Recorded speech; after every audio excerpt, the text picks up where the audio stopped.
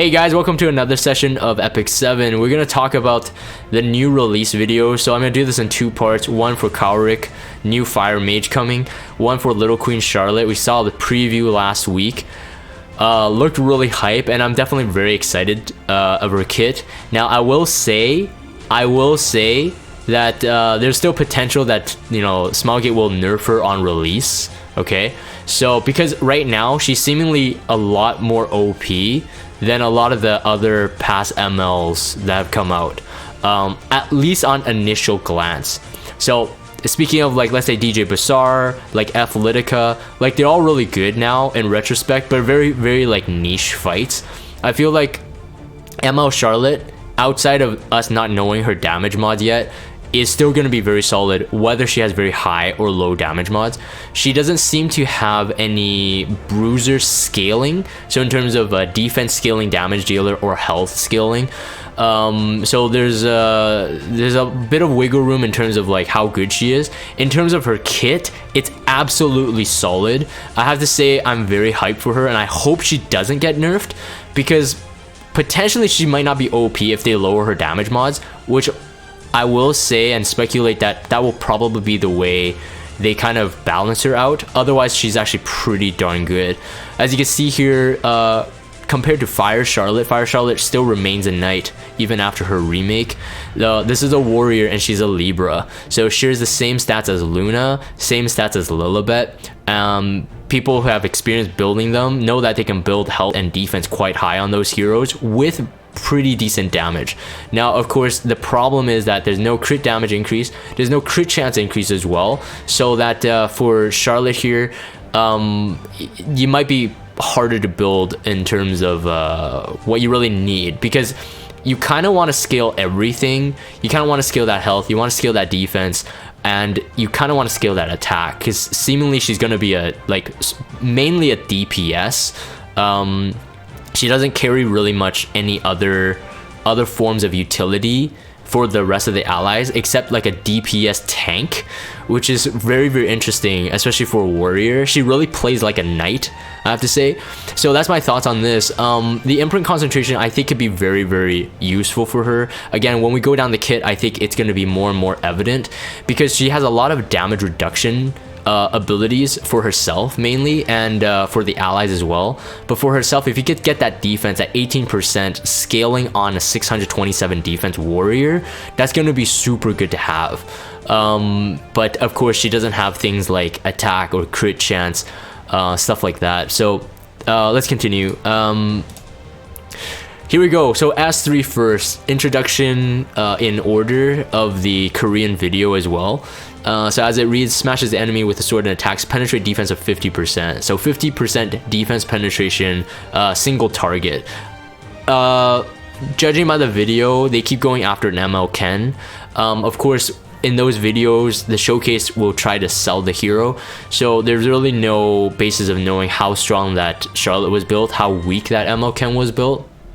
50% defense penetration is no joke, regardless of the mods, and so therefore I think that her damage mods on the S3 specifically, it's a single target. It'll probably be lower than most single target damage, but kind of like what we see with Sirmia. Sirmia has very high base attack, although they have still kept her damage mods to be actually still really good. So if we compare someone that's already in the game, it's already not super broken, perhaps she has a shot of this being a decently high damage mod. Comparing Sirmia, I think it's like a 1.6 after soul burn, and it's lower than that without a soul burn. Has a 50% defense penetration as well. In her case, is a bit different because it grants an extra turn, and she doesn't have her own self-attack buff. So how that may change the modifier, we'll have to see. The damage dealt also is lower than Sirmia in terms of the skill enhance. So she only has 30% with a 1 turn cooldown at that +3 there. The 20 soul granting an extra turn can come in handy a lot, actually. Because she has a 4 turn cooldown, so minus that is 3. If you do somehow get the extra turn there, it's only a 2 turn cooldown, so very strong S3. It also has an increased damage modifier onto dark elemental enemies, again pending the amount. I'm guessing as like high as 10%. If it's higher than that, it's going to be amazing. Guild War is full of dark defense, so I think she's a very strong PvP contender. In RTA, she's going to be really good as well. Very solid pick. But I'll sum that up in after we talk about the entire thing. In GVG, I think she's going to be really great in offense. A defense, potentially even. If you have, like, she is a damage dealer in it of itself. If you compare with 2 other damage threats, it's going to be hard to deal with because she brings in damage mitigation in the form of her S2. This is part of her S3 animation. Very good. And people on stream were saying armpit gang. I don't have that fetish, so I'm gonna skip that one. The S1, we'll talk about this first because again this is the order of the presentation from the Korean video. This in and of itself, it doesn't matter how much damage mods this has. One, it will do damage, and the second, it will grant immunity to the caster. It's at 100% right now. No proc rate gamble. So in my opinion, this S1 is super valuable. Nothing is more OP than an S1 that does a special effect, either a debuff or a buff. That's guaranteed at 100%. It's so good to have. I'm assuming that this damage mod will be probably pretty low because an immunity buff is just too good. This means that if you build her on a counter set, she does it, she has immunity. If you dual attack into her, she gets immunity. If it's on her turn, she gets immunity if you do the S1. So in my opinion, this mod will probably be like under 1. All right, most S1s are about 1 times mod. It's like what we'll call the neutral mod. It's probably going to be a slightly lower because I think it's so strong. Again, it's pairing with a 30% raw damage with the skill enhance there. If her mods end up being good, this might be a worth it investment in terms of Mola. I've done a separate complaint in one of my RBTLs on our dire need of Mola. All these heroes look so good, especially if you can max Mola them. Queen's Dignity, this is the S2, this is a passive skill, and read this, it's so packed. 30% critical hit reduction for herself, and up to a 10% critical, well, up to a 15% critical hit reduction for the allies. It starts at 10. If you skill enhance this to +5, it's up to 15. 15 means that she's as effective as a CR-man. Of course, she can't hold Aureus, but you could have another Aureus holder. Aureus is damage share, whereas this is damage reduction. So this won't stack with CR-man. This won't stack with Proof of Valor. Won't stack with Adamant Shield. So keep those things in mind when you're forming teams with her. But Aureus will definitely work with her. So yeah, so you can read there, when more than 1 damage reduction effect is granted, only the strongest one is applied.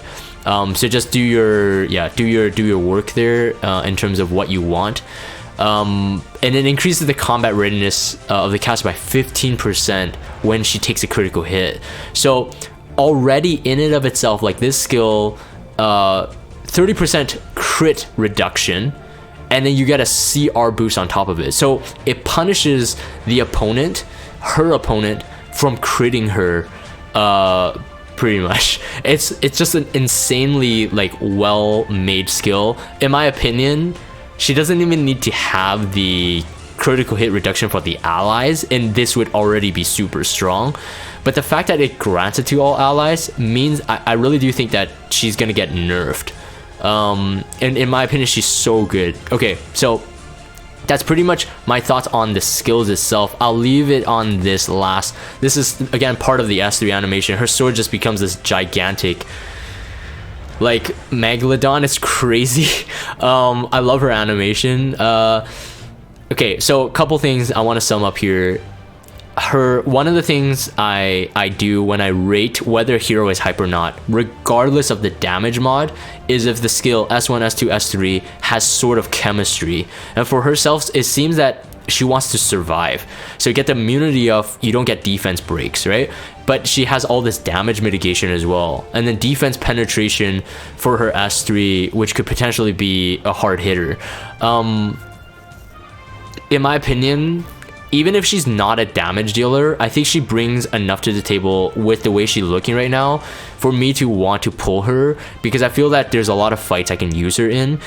She'll be very, very solid. 30% damage reduction is just incredible. I mean, that is competing with Proof of Valor, which it doesn't get knocked down over time. And Proof of Valor, everyone knows Proof of Valor is insanely good, especially if you have it at plus 30. In terms of like sets and like artifacts, again, she's a warrior, so no Elbrus, but I think that's fine. As a warrior with all that damage reduction, you're taking out a lot of other like artifacts off of her right away. If she doesn't do too much damage, you don't need Sagar's Scythe. She doesn't need Draco Plate because she doesn't need that damage reduction. If you want to use the critical hit damage, in my opinion, you could do something like Hellcutter because she has low crit chance, or just maybe Portrait depending on the fight to enhance that defense penetration on her S3. I think Durandal and El's Fist are definitely good contenders for her. El's Fist, the lower HP she has, and she can still survive, the more speed she gains, which means, you know, more damage, more immunity buffs. And if you go with El's Fist and Durandal will punish them, of course, again, if you build with higher HP as well, since Durandal starts kicking in at 75%. If you build her with Durandal and she has pretty high base HP, and she has all that damage reduction, she can move down the line every time, right? 15% of her own passive plus a max Durandal. She's gonna get turns like crazy. So in that case, like, you know, would she be good on a counter set too, or would you just build her on a speed set? There's so many options. My opinion again, if you do bring her into PvP fights, I think she should start with an immunity set. So again, that will take away from a lot of the stats you really want. I'm not quite sure of how I want to build her, but I think a speed set is a very, very, very solid one to start, since we have T88s on speed set, which either the arena ones, which all have really good substats for her if you roll them well, and then of course the Hellraid weapon. The counter sets might be interesting as well, but I feel she might not be needed in terms of counter. The immunity buff, yeah, sure, you get a lot, but I don't know if that's necessary. So I'm probably looking at either broken sets, immunity sets with some double set pairing, or going full speed set with immunity, something like that. If I'm gonna build her, which I think I probably will, just because I like her kit, I like her design, I like her animation, and I think she has high potential. That's pending if Smilegate will nerf her though. So I think yeah, so I think that's all my thoughts for ML Charlotte. Definitely really hyped for this one. I will have to say though, this means I won't be pitting ML Ken, because I feel that I want her more than ML Ken at the moment. Anyways, that's my thoughts for this one. I'm gonna end this here. If you guys have Discord, check out the Discord server.